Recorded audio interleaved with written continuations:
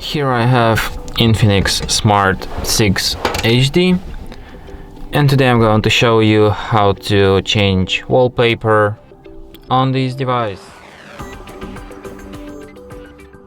Firstly, you have to open settings, then go to the themes and lock screen, then go to my wallpaper, gallery. Like, you don't have to go to gallery, you can just set one of these pre-installed wallpapers if you like them, but I dislike them a lot, so I'm just gonna set the one that I like.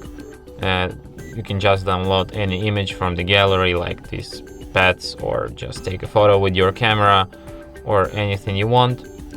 So you select an image, tap on three dots, use as wallpaper.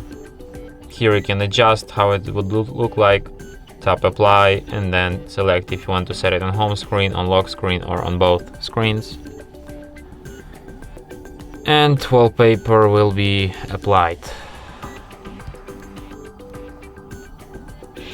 So yeah, and that's it.